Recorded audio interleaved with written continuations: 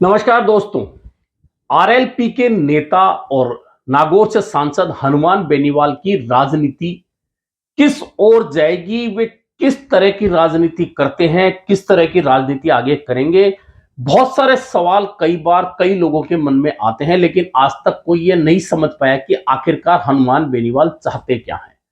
वे कभी भाजपा के साथ मिलकर सांसद बन जाते हैं, फिर भाजपा का साथ छोड़ देते हैं। वे कभी कांग्रेस के साथ मिलकर सांसद बनते हैं, फिर कांग्रेस नेताओं पर निशाना साधते हैं। वे कभी किसी नेता को साथ लेकर चलते हैं और वह नेता उनका साथ छोड़ देता है, तो फिर उनके खिलाफ बातें करते हैं। इस तरह की बातें हनुमान बेनीवाल से, इस तरह के बयान आप सुन सकते हैं।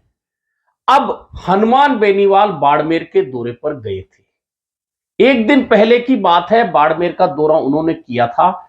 और चूंकि बाड़मेर, जोधपुर, नागौर ये जो बेल्ट है, हनुमान बेनीवाल को इस बेल्ट में अगर मजबूती मिलती है तो ही उनकी राजनीति राजस्थान के अन्य क्षेत्रों में आगे बढ़ सकती है। यह अकाट्य सत्य है। इस बात को खुद हनुमान बेनीवाल भी जानते हैं, समझते हैं।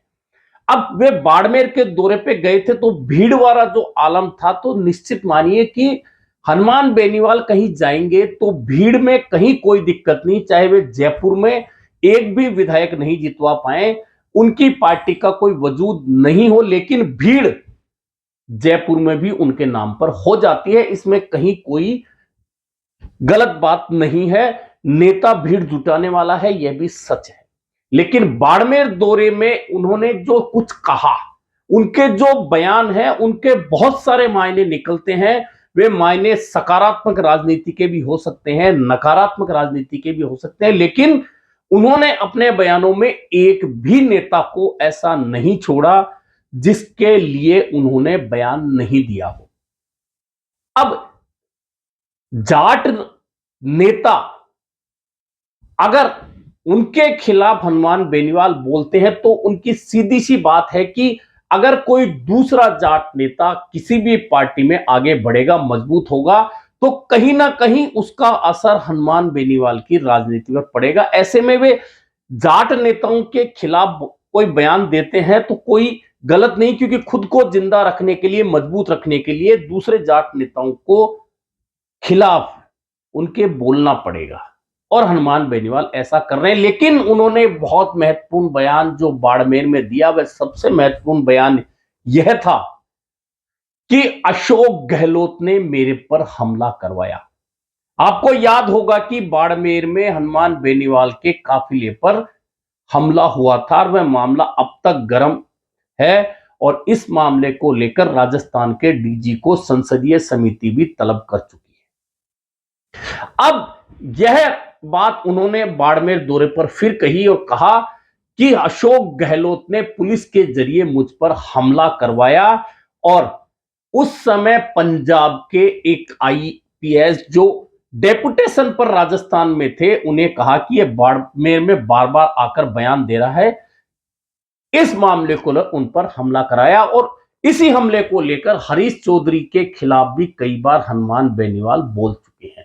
सीएम ने, उसने और यहाँ के नेताओं ने बात करी कि आप हमला करो, हनुमान बार बार बाड़मेर आ रहा है और इस तरह का बयान दे रहा है। तो प्लानिंग ये थी कि उस हमले में 5-7 लोग मारे जाए, हनुमान बेनीवाल की राजनीति खत्म हो। अब हनुमान बेनीवाल की हरीश चौधरी से क्या दुश्मनी है? सिर्फ राजनीतिक दुश्मनी होती तो अलग बात है, लेकिन क्या व्यक्तिगत दुश्मनी भी है? और यह दुश्मनी इसलिए ज्यादा बढ़ चुकी है, ज्यादा बड़ी खाई दोनों के बीच इसलिए हो चुकी है कि उम्मेदाराम बेनीवाल बायतू से हरीश चौधरी के खिलाफ लड़ते थे आरएलपी के टिकट पर। लेकिन इस बार हरीश चौधरी ने उम्मेदाराम बेनीवाल को कांग्रेस के पाले में लाकर उन्हें बाड़मेर से सांसद बनवा दिया। अब ऐसे में बायतू में हनुमान बेनीवाल की पार्टी कमजोर हुई और हरीश चौधरी मजबूत हुए। यह बात भी सही है। ऐसे में अब उन्होंने बाड़मेर में जो कार्यक्रम रखा वह बायतू में ही रखा। और इस कार्यक्रम से पहले आपने 2-4 बार देखा होगा कुछ वीडियो, कुछ फोटो, जिसमें कैलाश चौधरी के साथ में गलबैया बढ़ाते हुए हनुमान बेनीवाल नजर आ रहे हैं। और कोई भी नेता किसी भी पार्टी के नेता से मिल सकता है, सौहार्दपूर्ण वातावरण मिल सकता है। जैसा कि बाड़मेर जाते वक्त रास्ते में उन्होंने मुलाकात की पूर्व सांसद से। जी हां, जसवंत सिंह के पुत्र मानवेंद्र सिंह जो सांसद हैं, उनके साथ में हनुमान बेनीवाल ने मुलाकात की, कहा कि मेरे उनसे बहुत अच्छे संबंध हैं। अच्छी बात है, दो नेताओं के बीच में अच्छे संबंध होने में कोई बुराई नहीं है, चाहे वह किसी भी पार्टी के नेता हैं। अब हरीश चौधरी से उनका नाता जो है वह समझ में आपको आ गया होगा, लेकिन अशोक गहलोत के खिलाफ वे कह रहे हैं कि अशोक गहलोत ने मेरे पे हमला करवाया, लेकिन शायद हनुमान बेनीवाल भूल जाते हैं कि वह हमला हुए बहुत साल बीत चुके हैं। लेकिन हनुमान बेनीवाल ने तो इसी 2024 के लोकसभा चुनाव में जालोर जाकर अशोक गहलोत के बेटे वैभव गहलोत का प्रचार किया, उन्हें अपना भाई बताया, वोट देने की अपील की। जब अशोक गहलोत ने हमला करवाया तो ऐसी क्या मजबूरी थी कि अशोक गहलोत के बेटे के लिए हनुमान बेनीवाल प्रचार करने जाते हैं। यही बात हनुमान बेनीवाल की बहुत सारे लोगों को राजनीति में समझ में नहीं आती है। अब प्रदेश कांग्रेस के अध्यक्ष गोविंद सिंह डोटासरा को लेकर वे कहते हैं कि वे गमछा किसी और प्रदेश में हिलाए, वहां उन्हें वोट मिल सकते हैं, यहां कोई जगह नहीं है। वे किसी अन्य प्रदेश में मुख्यमंत्री भी बन सकते हैं, लेकिन यहां मुख्यमंत्री बनने के लिए उन्हें विधायक बनना जरूरी होगा। अब इसके इरादे आप समझ सकते हैं इस बात के कि हनुमान बेनीवाल कह रहे हैं कि गोविंद सिंह डोटासरा अब विधायक नहीं बनेंगे। यह बात 2023 के चुनाव में भी बहुत सारे लोगों ने कही थी, लेकिन गोविंद सिंह डोटासरा लगातार चौथी बार लक्ष्मणगढ़ से चुनाव जीतकर विधानसभा में पहुंच गए। अब गोविंद सिंह डोटासरा प्रदेश कांग्रेस के अध्यक्ष बने तब तक हनुमान बेनीवाल उनके खिलाफ कोई बयान नहीं देते थे।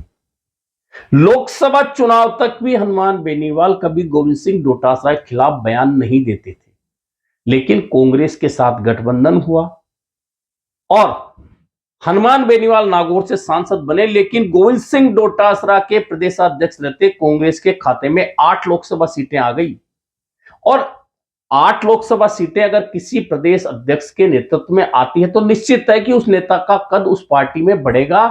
और चूंकि गोविंद सिंह डोटासरा भी जाट नेता हैं, ऐसे में हनुमान बेनीवाल गोविंद सिंह डोटासरा के बढ़ते कद को कैसे बर्दाश्त करेंगे, यह बात भी सच है। इसमें एक सच यह भी है कि लोकसभा चुनाव जीतने के बाद और खींवसर उपचुनाव से पहले नागौर एमपी और आरएलपी नेता हनुमान बेनीवाल ने गोविंद सिंह डोटासरा को लेकर कई बयान दिए, खिलाफ कई बयान दिए। ऐसे में जब कांग्रेस ने उम्मीदवार उतार दिया खींवसर में और हनुमान बेनीवाल की पत्नी आरएलपी के टिकट पर चुनाव हार गई, भाजपा जीत गई, तो वहां दोष दिया गया कांग्रेस को और हनुमान बेनीवाल को निश्चित तौर पर। और अगर किसी पार्टी का कोई भी विधायक नहीं बचता है, जो पार्टी स्ट्रगल कर रही हो प्रदेश में, हनुमान बेनीवाल एक तरफ तो ये कहते थे कि मेरे 20 लाख वोट आए इसलिए कांग्रेस 8 सीटें जीत गई, दूसरी बात खुद की विधानसभा क्षेत्र जो लगातार वे जीतते आ रहे थे, उनके भाई भी जीत रहे थे और उनकी पत्नी चुनाव हार गई। अब वे कितना भी कहें कि मुझे 95,000 वोट मिले, लेकिन वहां से विधायक रेवंत राम डांगा है जो भाजपा के हैं, यह बात सच है। ऐसे में गोविंद सिंह डोटासरा के खिलाफ उनके बयान सीधे सीधे इस बात का इशारा करते हैं कि जाट राजनीति में दूसरा नेता, जैसा मैंने हरीश चौधरी का उदाहरण दिया कि हरीश चौधरी का कद बढ़ेगा कांग्रेस में तो जाट लीडर के रूप में बढ़ेगा, गोविंद सिंह डोटासरा का कद बढ़ेगा तो जाट लीडर के रूप में बढ़ेगा। और दिव्या मदेरणा के खिलाफ विधानसभा चुनाव से पहले जो बयान दिए वे भी सबको याद हैं। दिव्या मदेरणा और उनके बीच में जो राजनीतिक रूप से खाई बढ़ी हुई है वह भी सब जानते हैं, और दिव्या मदेरणा भी जाट है। यह उस राजनीति का हिस्सा है जो हनुमान बेनीवाल चाहते हैं कि जाट लीडरशिप में वे सबसे आगे रहें और बाकी नेता उनके पीछे रहे। उनके बयानों का मंतव्य फिलहाल तो ऐसा ही निकलता नजर आ रहा है। अब वे डॉक्टर किरोड़ी लाल मीणा पर भी आए, घनश्याम तिवारी पर भी आए, कहा कि डॉक्टर किरोड़ी लाल मीणा आंदोलन से निकले हैं, वे आंदोलन किए बिना नहीं मान सकते, भाजपा ने उनके साथ अच्छा नहीं किया, उन्हें कुर्ता दे दिया, पजामा नहीं दिया। कुल मिलाकर उनके विभागों के बंटवारे को लेकर यह टिप्पणी हनुमान बेनीवाल की थी और यह भी कह दिया कि अगर डॉक्टर किरोड़ी लाल मीणा उस वक्त हमें छोड़कर नहीं जाते, घनश्याम तिवारी नहीं जाते और हम तीनों साथ होते तो 50 विधायकों की हमारी ताकत होती। अब होती नहीं होती, लेकिन वे बयान में ऐसा कह रहे हैं कि ऐसा हो सकता था। और आपको पता है कि घनश्याम तिवारी जब पार्टी बनाकर लड़े थे तो खुद की जमानत जब्त हुई थी, कहीं भी उनके वोट नहीं आए थे, यह वास्तविकता थी। डॉक्टर साहब गलत कहे मुझे छोड़ के, अगर उस समय नहीं जाते तो 18 के अंदर घनश्याम तिवारी, किरोड़ीलाल जी और हम रहते तीनों, तो 50 विधायक आ सकते थे। वही भजनलाल शर्मा की सरकार को लेकर उनका दी कह दिया है कि भजनलाल शर्मा खुद को मुख्यमंत्री के रूप में समझे तो सही, और उन्हें जो मिलना था इससे ज्यादा उन्हें कभी नहीं मिल सकता। वे जो सोचते नहीं थे उससे बड़ा पद मिल गया, लेकिन उन्हें खुद को समझना चाहिए कि वे मुख्यमंत्री हो सकता है, यह बात समझने में उन्हें और 2-4 महीने लग जाए। आप अपना टाइम पास करें, सही बात है, आप अपना टाइम पास करें, क्योंकि आपको जीवन में इससे बड़ा मौका नहीं मिल सकता। आपने सोचा भी नहीं होगा कि आप मुख्यमंत्री बनोगे, वो पद आपको मिल गया। उनके लिए जीवन में इससे ज्यादा खुशी नहीं हो सकती, इसलिए वो उस बात को अभी तक तो उनको महसूस ही नहीं हो रहा कि सीएम है। कल तो अपने आप में महसूस करेंगे, हो सकता है 2-3 महीने और लग सकते हैं। प्रदेश की पूरी राजनीति उन नेताओं को लेकर हनुमान बेनीवाल ने यह बयान दिए हैं। अब हनुमान बेनीवाल आगे की राजनीति किसको साथ लेकर करेंगे, नहीं करेंगे, अपने दम पर आगे बढ़ेंगे, किस नेता को तोड़कर लाएंगे, किसको नहीं लाएंगे, लेकिन उन्होंने एक बात और महत्वपूर्ण कह दी कि जो लोग छोड़कर गए हैं उन्हें मैं वापस लाऊंगा, लेकिन कुछ लोगों को नहीं भी लाऊंगा, क्योंकि उन्हें सबक सिखाना है। अब वे किसे सबक सिखाएंगे, किसे वापस लाएंगे, यह कुछ दिनों बाद पता चलेगा, जब आरएलपी का विस्तार, जैसा कि वे कह रहे हैं कि नई कार्यकारिणी बनाकर आगे पार्टी को मजबूत करेंगे और आगे बढ़ेंगे। और हर नेता अपनी पार्टी जब खड़ी करता है तो उसे मजबूत बनाने के लिए कुछ रूठे हुए लोगों को मनाता है, कुछ को नहीं मना पाता है, कुछ नए लोगों को जोड़ता है। हनुमान बेनीवाल भी यही प्रयास करेंगे, और हर नेता की कोशिश होती है कि उसकी पार्टी आगे बढ़े। और हनुमान बेनीवाल की जो शुरुआत हुई आरएलपी के साथ, बहुत अच्छी शुरुआत हुई जब उनके 3 विधायक जीतकर आए। उसके बाद में ताकत उनकी घटते घटते स्थिति यह है कि अब राजस्थान विधानसभा में उनका एक भी विधायक नहीं है। हालांकि उन्होंने बहुत सारी सीटों पर हार जीत के समीकरण तय किए जब उनके उम्मीदवार वोट लेकर गए। अब असली परीक्षा जो हनुमान बेनीवाल की होनी है वह पंचायत चुनाव में होगी, क्योंकि पंचायत चुनाव में अगर आरएलपी के उम्मीदवार जीतकर आते हैं तो कहीं ना कहीं जब बराबर की सीटें आएंगी दो बड़ी पार्टियों के, या कहीं निर्दलियों का जोर ज्यादा होगा, वहां पंचायत राज संस्थाओं में प्रधान बनाने में, जिला प्रमुख बनाने में उनकी भूमिका काफी महत्वपूर्ण हो जाएगी। ऐसे में हनुमान बेनीवाल फिलहाल तो अशोक गहलोत को दोष दे रहे हैं कि उन्होंने हमला करवाया, गोविंद सिंह डोटासरा को कह रहे हैं कि और कहीं गमछा हिलाएं वहां मुख्यमंत्री बन सकते हैं, हरीश चौधरी को लेकर कह रहे हैं, तमाम नेताओं को लपेट रहे हैं, राजस्थान की सरकार को लपेट रहे हैं। यह उनकी स्टाइल भी है और उनके समर्थकों को उनकी यह भाषा, उनका यह तरीका राजनीति का पसंद भी है।